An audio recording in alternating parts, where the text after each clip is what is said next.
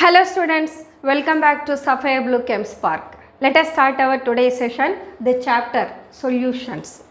Previous sessionல solutions நாம நிறைய விஷயங்கள் discuss பண்ணோம். அதில் one of the topic is the formation of different types of solution depends on their physical state. So physical state base பண்ணி 9 different types of solutions பார்த்தோம். அதில் solvent solid-ஆ liquid-ஆ gas-ஆ அப்படின்றத consider பண்ணி 3 types of solution categorize பண்ணோம். Solid solution, liquid solution, gaseous solution. அதில் one of the solution இப்போ நாம discuss பண்ண போகிறோம், that is gases in liquid. That means where the solute is a gas and the solvent is the liquid. So let us start the solubility of gases in liquids. How to prepare a gaseous solution? ஒரு liquid solvent எடுத்துப்போம். When we allow the gas molecules to enter into the liquid, என்ன ஆகும்? Gas particles solventல dissolve ஆக ஆரம்பிப்பாங்க. அப்போ concentration of the solution increases. So when the concentration of solution increases, then there will be an equilibrium between the gas and solvent molecule and the gaseous solution. So this equilibrium that achieves when the solution reaches its saturation point. அப்போ saturated solutionல தான் நமக்கு ஒரு equilibrium setup ஆகும். So at this saturation point, equilibrium reach ஆகிற அந்த பாயிண்ட்ல தான் solution that becomes saturated solution. அந்த saturated solutionக்கு we are defining what is solubility of gases in liquid. எப்படி define பண்ணலாம்னா, amount of gas present in given amount of the solvent at the given conditions. temperature pressure எப்படி இருக்கணும்? given conditionல இருக்கணும். என்ன temperature maintain பண்றோமோ, whether the temperature may be at 25 degrees Celsius and the pressure can be of 1 atmospheric pressure. So at the given condition, the amount of gas present in given amount of the solvent at this saturation point is said to be solubility of the gas. Okay, solubility of gases ஒரு லிக்விட்ல நமக்கு கரைஞ்சு அது சொல்யூஷனாக மாறுதுன்னா we have to explain their concentration இல்லையா? So concentration of சொல்யூஷனை mole per litre அதுலேயும் சொல்லலாம். So the number of moles of gaseous molecules present in 1 liter of the solution is said to be its molarity of the solution and it can be expressed in mole per liter. Or else mole fraction term வழியாவும் நாம என்ன பண்ண முடியும்? சொல்யூஷனோட கான்சன்ட்ரேஷனை explain பண்ணலாம். Let us take the formation of solution. The gas molecules enter into the solvent. We said the concentration of solution increases. எப்போ வரைக்கும் concentration of solution increase ஆகும்? அதனுடைய saturation level reach பண்ற வரைக்கும். Saturation levelனா ஒரு given amount of solvent ஒரு particular amount of solute மட்டும்தான் என்ன பண்ணும்? நமக்கு dissolve பண்ணும்.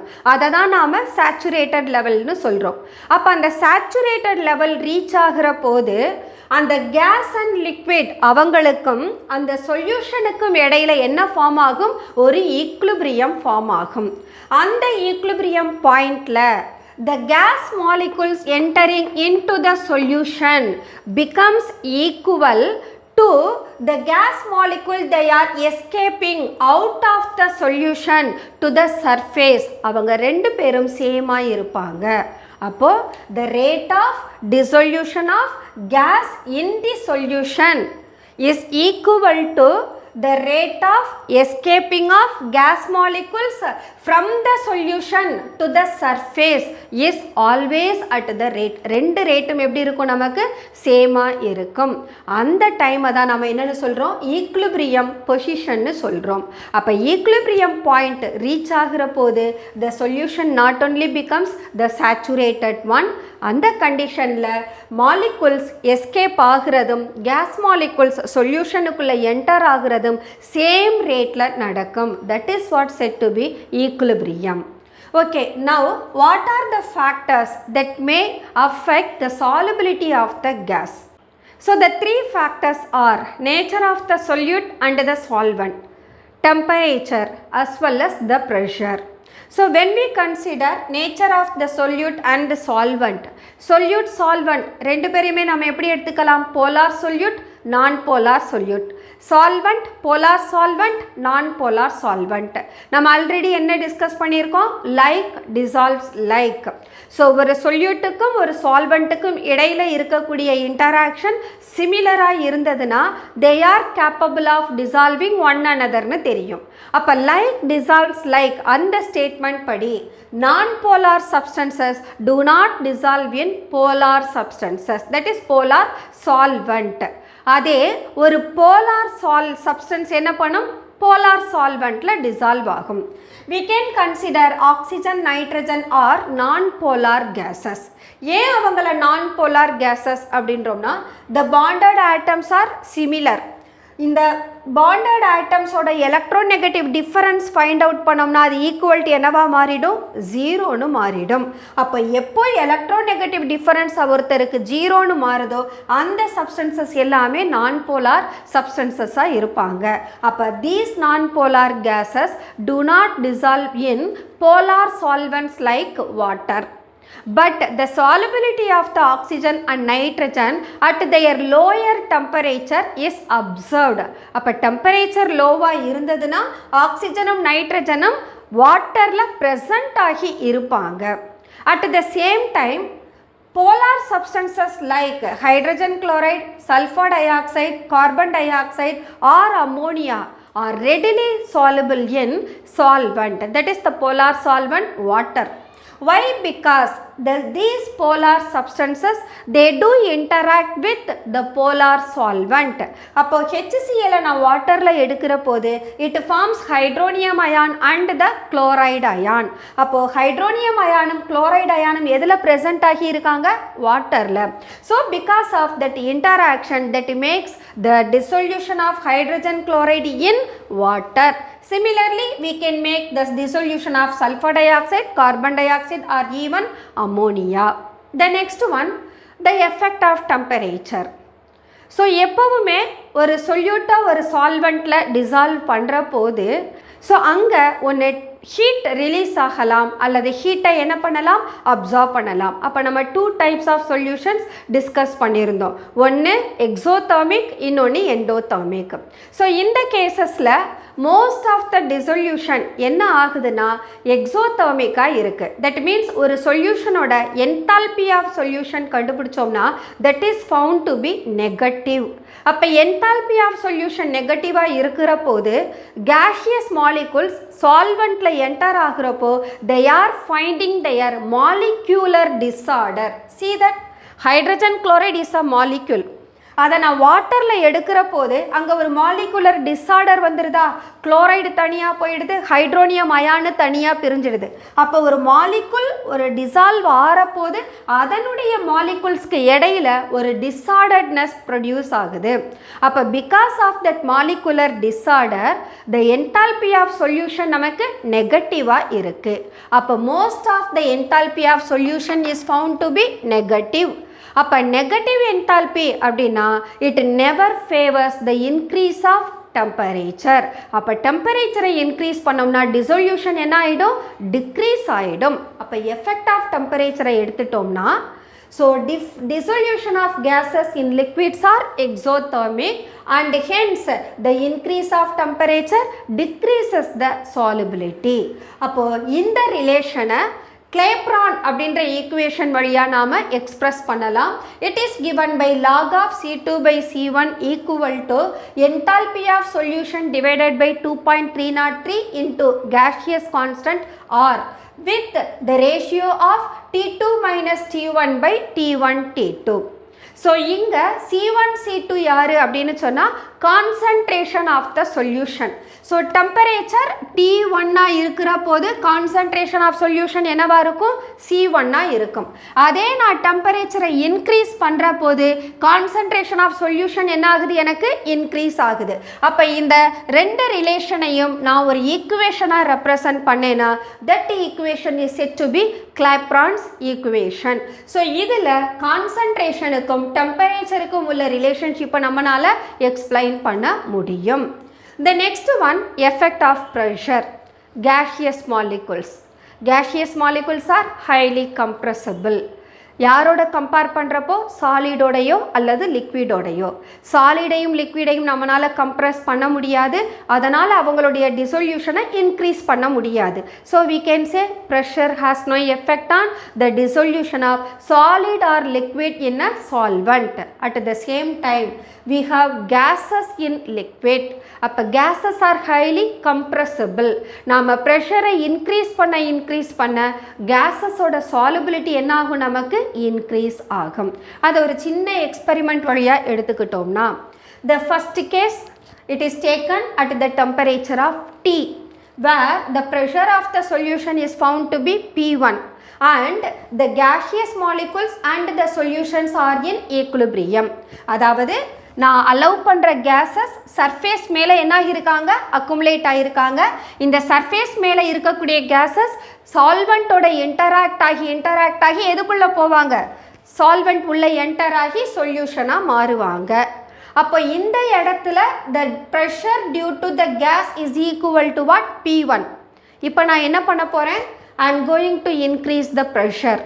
ப்ரெஷரை இன்க்ரீஸ் பண்ணுற போது இந்த பொசிஷன் எனக்கு என்ன ஆகிடுது, ரெடியூஸ் ஆகிடுது.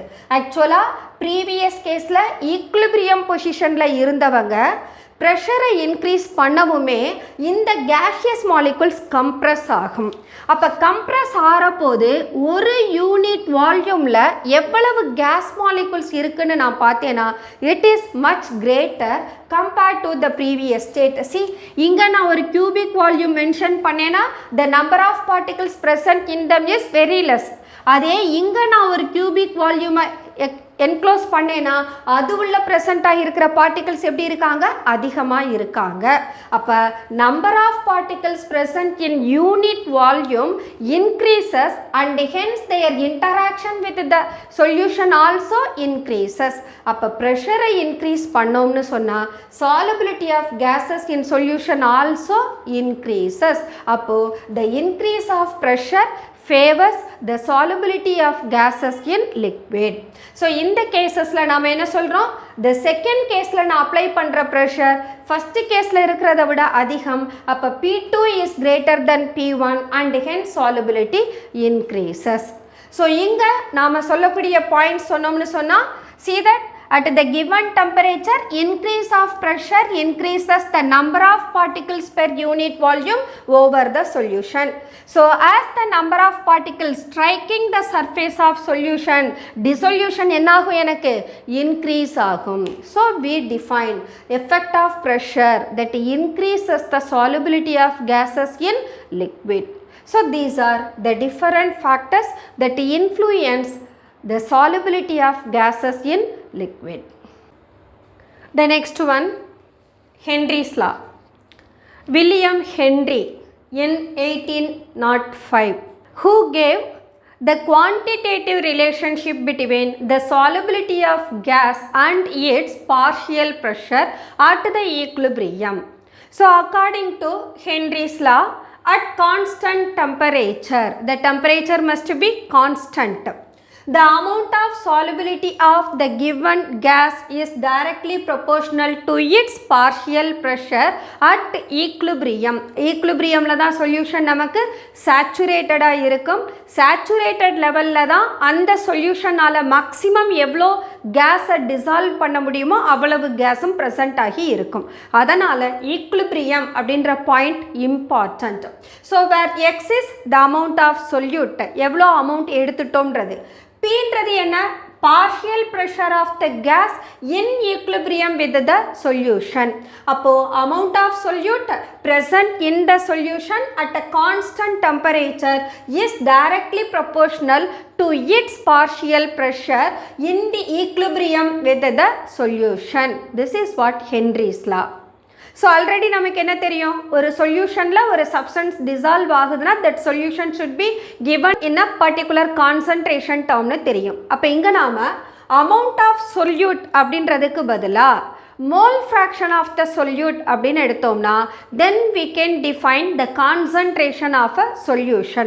அப்போ mole fraction of நான் solute consider பண்ண போகிறேன். solute டேர்மை bன்ற டேர்மாக எடுத்துக்கலாம். ஏன்ற டேர்ம் யாரை ரெஃபர் பண்ணட்டும், சால்வெண்ட்டை ரெஃபர் பண்ணட்டும்.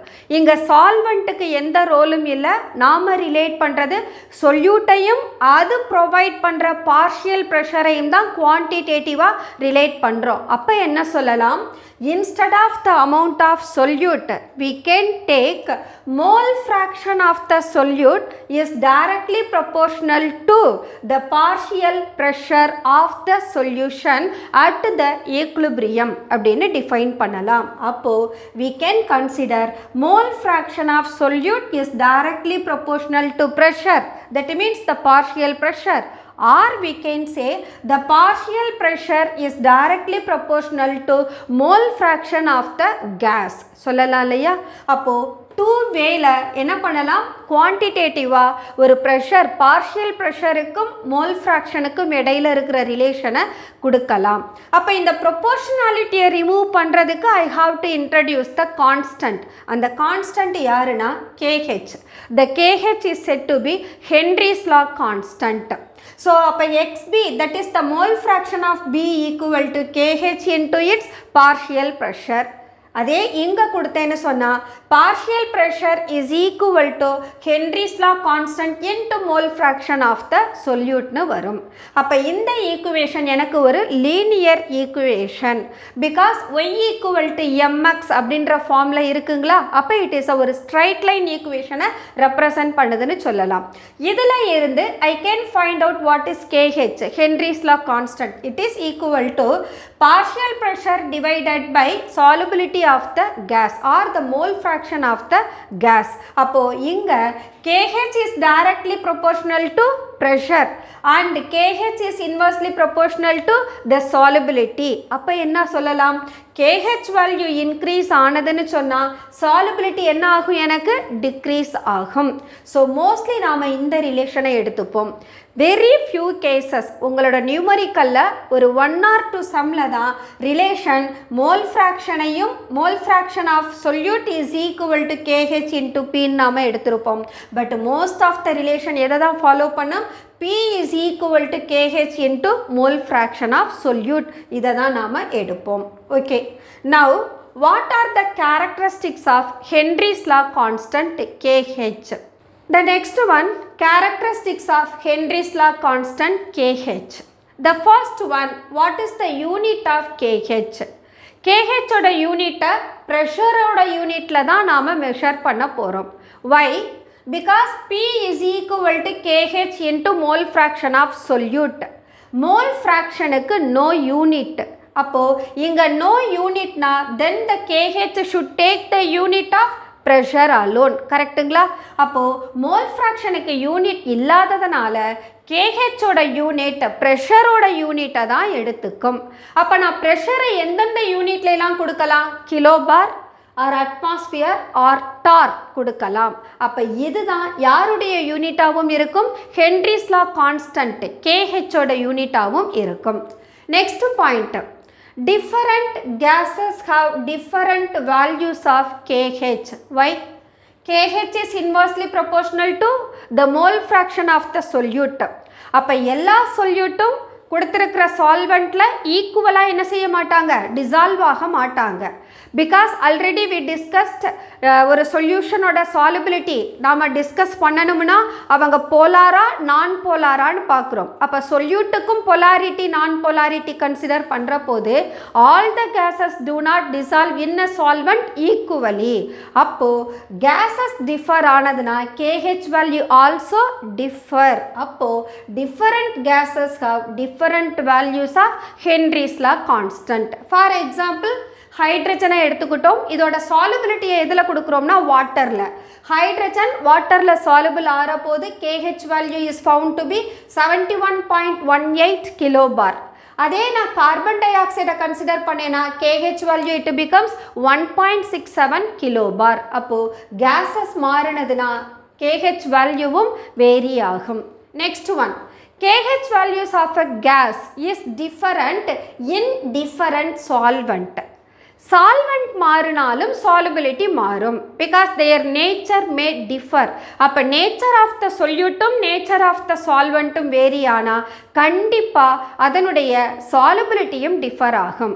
Solubility differ ஆனதுன்னு சொன்னா Henry's law constant also differ. அப்போ ஒரு gas அதனுடைய different solventல நாம consider பண்ணோம்னா KH வேல்யூவும் differ ஆகும். Example, ஹைட்ரஜனை வாட்டரில் எடுத்துக்கிட்டோம்னா KH வேல்யூ எவ்வளோ 71.18 கிலோபார். அதே ஹைட்ரஜனை பென்சீனில் எடுத்தோம்னா KH value that changes to 3.67 கிலோபார். அப்போ இதிலிருந்து என்ன தெரியுது, சால்வெண்ட்டோட நேச்சர் மாறுனா அந்த பர்டிகுலர் கேஸ் அதில் டிசால்வ் ஆகக்கூடிய சாலுபிலிட்டியும் என்னாகும், நமக்கு வேரி ஆகும். அப்போ KH value also varies. The next one, KH value increases with the increase of temperature. நமக்கு ஆல்ரெடி என்ன பார்த்தோம், effect of temperature, factors affecting the solubility of gases in a solutionல என்ன பார்த்தோம், temperature increase ஆனதுன்னா solubility என்ன ஆகும்னு சொன்னோம், decrease ஆகும்னு சொன்னோம். because enthalpy of solution நெகட்டிவாக இருக்கும், மாலிகுல்ஸில் டிஸார்டர் வரும், அதனால் அது நெகட்டிவ். அப்போ டெம்பரேச்சர் இன்க்ரீஸ் ஆனதுன்னா அங்கே சாலுபிலிட்டி டிக்ரீஸ் ஆகும்னு சொன்னோம். இங்கேயும் டெம்பரேச்சர் இன்க்ரீஸ் ஆனால் KH வேல்யூ இன்க்ரீசஸ். அந்த KH வேல்யூவை இப்போ இந்த ரிலேஷனோட நீங்கள் ரிலேட் பண்ணிங்கன்னா KH இன்க்ரீஸ் ஆனால் சாலுபிலிட்டி என்ன ஆகிடும், எனக்கு டிக்ரீஸ் ஆகிடும். அப்போ என்ன கனெக்ட் பண்ணலாம், when temperature increases KH value increases and the solubility of the solute decreases. So இதுக்கு example, oxygen ஓட dissolution in water எடுத்துக்கலாம். At 293 Kelvin KH of oxygen is found to be 34.86 kilobar. அதே temperature increase பண்றேன் 303 Kelvin where KH of oxygen is found to be 46.82 kilobar. அப்போ temperature 303 kelvin increase ஆகிற போது ஆக்சிஜனோட KH வேல்யூவும் என்ன ஆகுது, இன்க்ரீஸ் ஆகுது. KH இன்க்ரீஸ் ஆனால் சாலுபிலிட்டி ஆஃப் ஆக்சிஜன் என்ன ஆகிடும், according to the relation decrease ஆகிடும். அப்போ என்ன சொல்லலாம், டெம்பரேச்சர் டிக்ரீஸ் ஆனால் KH decreases, so solubility increases. அதனால தான் aquatic living beings எல்லாம் they are comfortable at low temperature, cold வாட்டரில் கம்ஃபர்டபுளாக இருப்பாங்க than in warm water. அப்போ வாட்டரோட டெம்பரேச்சர் இன்க்ரீஸ் ஆகிற போது KH வேல்யூ இன்க்ரீஸ் ஆகிடும். அப்போ ஆக்சிஜனோட சாலுபிலிட்டி என்ன ஆகிடும், அங்கே டிக்ரீஸ் ஆகிடும். அப்போ வார்ம் வாட்டரில் இருக்கிறத விட the aquatic living beings they are more comfortable in their cold water. So we can relate temperature increases, KH increases, solubility decreases. That's all. Okay. The next one, from the knowledge of KH value we can calculate at a given temperature how much of the solute is able to dissolve in a given solvent. அதை கண்டுபிடிக்கலாம். ஏன்னா KH வேல்யூவும் டெம்பரேச்சரும் related. ஒருத்தர் increase ஆனால் இன்னொருத்தரும் increase ஆகிறாங்க. அப்போ என்னுடைய role என்ன, சாலுபிலிட்டியை இன்க்ரீஸ் பண்ணணும். சாலுபிலிட்டியை இன்க்ரீஸ் பண்ணணும்னா நான் டெம்பரேச்சரை டிக்ரீஸ் பண்ணணும். டெம்பரேச்சரை டிக்ரீஸ் பண்ணால் ஆட்டோமேட்டிக்காக KH வேல்யூம் என்ன ஆகிடும், எனக்கு டிக்ரீஸ் ஆகிடும். அப்போது from the knowledge of KH value we can calculate, we can find out the solubilityயோட வேல்யூவை இன்க்ரீஸ் பண்ணுறதை கண்டுபிடிக்கலாம். See, the knowledge of KH value of a gas at a given temperature helps us to calculate the solubility of gas at that temperature. அந்த particular டெம்பரேச்சரில் அந்த case எவ்வளோ soluble ஆகுன்றதை நம்மளால் calculate பண்ண முடியும். The next one, partial pressure of a gas is the linear function of mole fraction of the gas. Partial pressure of the gas is the linear function of the mole fraction of the gas nu சொல்லியாச்சு. Because P equal to KHXB. This is equal to what? Y equal to mx, a straight line equation.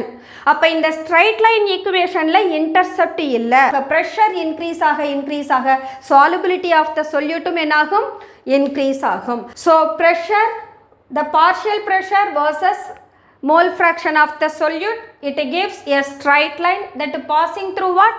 Origin. இங்க பாத்தீங்கன்னா origin என்ன அர்த்தம்? where mole fraction of the solute is equal to 0. அப்ப partial pressure of the solute is also 0. இப்ப mole fraction increase ஆகுது. partial pressure also increases. So when the mole fraction still increases, partial pressure also increases. So the plot of partial pressure versus the mole fraction, it gives a straight line that passes through origin. So this is the graphical representation of the relationship between the partial pressure and mole fraction. The next one, applications of Henry's law. Henry's law, it finds many of its applications in biological as well as in industrial processes. Let us see one by one. The first one, production of carbonated beverages. Carbonated beverages are like soft drink or soda water. இதெல்லாம் நம்ம open பண்ணோம்னா you may find that fizzing sound. அந்த fizzing sound எதுக்காக வரும்? excess carbon டை ஆக்சைடை உள்ள back பண்ணி வச்சுருப்பாங்க. ஸோ நம்ம ஓப்பன் பண்ணவுமே உள்ளே இருக்கக்கூடிய excess of gases வெளியில் ரிலீஸ் ஆகும். என்ன ரீசன் அப்படின்னோம்னா outsideல இருக்கக்கூடிய atmospheric pressure 1 atmosphereல இருக்கும். But inside the containerக்கு உள்ளே இருக்கக்கூடிய pressure greater than 1 atmospheric pressure இருக்கும். அப்போ the pressure inside the container should become equal to the pressure outside the container. அப்போ ரெண்டு ப்ரெஷரும் சேமாக வர்ற வரைக்கும் உள்ளே இருக்கக்கூடிய ப்ரெஷர் என்ன ஆகிக்கிட்டே இருக்கும்? ரிலீஸ் ஆகிக்கிட்டே இருக்கும். அதுதான் அந்த ஃபிஸினஸ்னு சொல்கிறது. சவுண்ட் வந்துட்டு இருக்கும். So how such aerated drinks are produced? nothing. carbon dioxide high pressureல நாம solventல dissolve பண்ண வைக்கலாம். அப்ப high pressureல carbon dioxide dissolve ஆகுற போது more amount of carbon dioxide gets dissolved. So such a way the beverages are produced. So such drinks are said to be carbonated drinks. It is favored by passing carbon dioxide at high pressure. Pressure increase ஆனதுன்னு சொன்னா solubility of carbon dioxide also increases because the relation is partial pressure is equal to KH into what? Solubility of the solute. அப்போ pressure increase பண்ணோம்னா the amount of solute dissolved in the solution also increases. So this is the reason why we are able to dissolve more amount of carbon dioxide in beverages. The next one, functioning of lungs. நாம் inhale பண்ணுறோம். Inhale பண்ணுறதில் oxygen இருக்கும். So inhale பண்ணுற ஏரில் ஆக்சிஜனை மட்டும்தான் blood என்ன பண்ணும்? Dissolve பண்ணும். அப்போ டிசால்வ் பண்ணுற போது அதனுடைய ஹை பார்ஷியல் ப்ரெஷரால் more amount of oxygen gets binding with haemoglobin. ஹீமோக்ளோபினோட பைண்ட் ஆகி அது என்னவா மாறும்னா ஆக்சி ஹீமோக்ளோபினாக மாறும். So during the circulation of oxygenated blood, the oxygen present in the blood gets delivered to the tissues. டிஷ்யூஸில் ஆக்சிஜனோட அளவு ரொம்ப லோவாக இருக்கும். அப்போ இங்கே டெலிவர் பண்ணுற ஆக்சிஜனை யூஸ் பண்ணி that can be go for the further cellular activities. So release பண்ணுற ஆக்சிஜன் அந்த செல்லுலார் ஆக்டிவிட்டீஸ்க்கு ஹெல்ப்ஃபுல்லாக இருக்கும். So we can find the biological applications of Henry's law. The next one, deep sea diving, scuba diver. Scuba diver யூஸ்வலாக ஒரு cylinder அவங்களோட பேக்கில் வச்சுருப்பாங்க. அதுக்கு பேர் ஸ்கூபா. அந்த ஸ்கூபாவை நீங்கள் ஏர் ஃபில் பண்ணி எடுத்துகிட்டு போனீங்க அப்படின்னா they can go underneath of water. underneath of water deep seaல ப்ரெஷர் ஹையாக இருக்கும். ப்ரெஷர் ஹையாக இருந்தால் solubility of the gases increases. நம்மளோட ஏரில் பார்த்தோம்னா ஆக்சிஜன் 20% இருக்கும், பட் நைட்ரஜன் 78% இருக்கும். அப்போ இந்த ப்ரொப்போர்ஷன் வேரி ஆகிற போது due to high pressure nitrogen is also gets dissolved in blood. அப்போ நம்ம டீப் சீல இருக்கிற வரைக்கும் we don't find any difference. But when the scuba divers comes out of the surface of water, pressure decreases. Pressure decrease ஆகிறபோது சாலுபிளான nitrogen எல்லாமே பபிள்ஸாக அவங்களோட வெயின் பிளட் வெயினில் என்னாகும் ஃபார்ம் ஆகிடும். அந்த பிளட் வெயினில் பபிள்ஸ் ஃபார்ம் ஆகிற போது they unable to stretch their body and they feel very high pain. அந்த பெயின்ஃபுல் கண்டிஷனுக்கு என்ன பேருனா பென்ஸ் அப்படின்னு பேர். So the bends is due to the dissolution of nitrogen in the blood under high pressure. So surface of வாட்டருக்கு வர்ற போது dissolve ஆன நைட்ரஜன் எல்லாம் பபிள்ஸாக ஃபார்ம் ஆகும். அந்த பபிள்ஸ் என்ன ஆகிடும், ஏன்னா லோ ப்ரெஷரில் நைட்ரஜன் டிசால்வ் ஆகாது, அதனால் அது பபிள்ஸாக மாறிடும். அந்த பபிள்ஸ் வர்றதுனால பிளட்டோட சர்க்குலேஷன் அங்கே ஸ்டாப் ஆகும். அதனால் they feel such a painful condition. அதை நாம் பென்ஸ்னு சொல்கிறோம். டு அவாய்ட் பென்ஸ் அந்த ஸ்கூபாவில் ப்ரொப்போர்ஷன் ஆஃப் த கேஸஸை நம்ம என்ன பண்ணணும், ஆல்டர் பண்ணலாம். ஃபார் எக்ஸாம்பிள் லெஸ் சாலிபிள் ஹீலியமை அதில் எடுத்துட்டோம்னு சொன்னால் பென்ஸ் அப்படின்ற மெடிக்கல் கண்டிஷன்லேருந்து எஸ்கேப் ஆகலாம். ஸோ ஆக்சுவலாக ஸ்கூபாவில் பார்த்தோம்னா என்ன காம்போசிஷனில் கேஸஸ் ஃபில் பண்ணியிருப்பாங்கன்னா ஹீலியம் 11.7% இருக்கும், நைட்ரஜன் 56.2% இருக்கும், அண்ட் ஆக்சிஜன் 32.1% இருக்கும். இந்த ப்ரொப்போர்ஷன் எதை பேஸ் பண்ணி அப்படின்னா டீப் சீல ப்ரெஷர் எவ்வளவா இருக்கும், அந்த ப்ரெஷருக்கு தகுந்தா போல KH value and the temperature அந்த ரிலேஷனை பேஸ் பண்ணி தான் இந்த காம்போசிஷன் ஆஃப் கேஸஸை ஸ்கூபால எடுத்துகிட்டு போகிறாங்க. The next one anoxia in climbers. இது ஆல்டிடியூட். பென்ஸ் அப்படின்றது டீப் சி டெப்த்தில் பார்க்குறோம். பட் இங்கே எங்கே பார்க்குறோம், நாம் ஆல்டிடியூட்ஸ் ஹையர் மவுண்டைன்ஸ் அங்கே பார்க்குறோம். ஸோ அங்கே போனோம்னு சொன்னால் நாம் ஒரு குறிப்பிட்ட லெவல் கிரவுண்ட்லேருந்து குறிப்பிட்ட லெவல் மேலே போக போக ப்ரெஷர் டிக்ரீசஸ். ப்ரெஷர் டிக்ரீஸ் ஆனதுன்னா solubility of the gases also decreases. இங்கே என்ன பயாலஜிக்கல் கண்டிஷன் சொன்னோம், நாம் இன்ஹேல் பண்ணுற ஏரில் இருக்கிற ஆக்சிஜனை பிளட்டில் டிசால்வ் ஆகி அதுதான் செல்லுலார் ஆக்டிவிட்டீஸ்க்கு ஹெல்ப் பண்ணுதுன்னு சொன்னோம். அதே நம்ம மவுண்டைனில் இருக்கக்கூடியவங்க ஹையர் ஆல்டிடியூடில் இருக்கிறவங்களோ அல்லது மவுண்டைனர்ஸோ அவங்க அங்கே போகிற போது என்ன ஆகும்னு சொன்னால் the dissolution of oxygen in blood gets decreased due to the low pressure.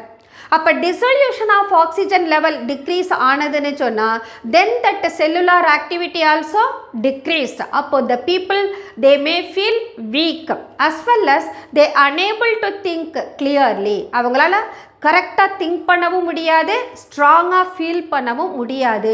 இதுக்கு ரீசன் என்னென்னா ஆக்சிஜனோட சாலிபிலிட்டி பிளட்டில் லோவாக இருக்கிறது தான், because of low pressure and at higher altitudes. So that condition is set to be anoxia. The next one limitations of Henry's law. என்ன மாதிரியான லிமிட்டேஷன்ஸ்லாம் இருக்குது அப்படின்னா ப்ரெஷரும் டெம்பரேச்சரும். டெம்பரேச்சர் இன்க்ரீஸ் ஆனால் சாலபிலிட்டி டிக்ரீஸ் ஆகும்னு தெரியும். அப்போ இங்கே டெம்பரேச்சர் நமக்கு லோவாக இருக்கணும். At the same time pressure of the gas too ஹையாக இருக்கக்கூடாது, அதுவும் சம்வாட் லோவாக இருக்கணும். And when we mix the gases in solvent, the gases do not undergo any chemical change with the solvent. Solvent ஓட அந்த gases எந்த chemical reactionsலையும் involve ஆகக்கூடாது. At the same time, the gases do not decompose themselves. Dissolution ஆறபோது gases decompose ஆகவும் கூடாது, solventோட react பண்ணவும் கூடாது, temperature too லோவாகவும் இருக்கக்கூடாது, pressure too ஹையாகவும் இருக்கக்கூடாது. இந்த 4 கண்டிஷன்ஸில் மட்டும்தான் ஹென்ரிஸ் லா ஒபே பண்ணோம். இதில் எந்த கண்டிஷன் வேரி ஆனாலும் அங்கே நாம் ஹென்ரிஸ் லாவை அப்ளை பண்ண முடியாது. So these are the different limitations of Henry's law. Okay students, let us close our today's session. Today we discussed about the solubility of gases in liquids. Following sessionல solubility of liquid in liquid discuss பண்ணலாம். So let us close our today's session and we will continue the same chapter in our following sessions. Until then, bye bye.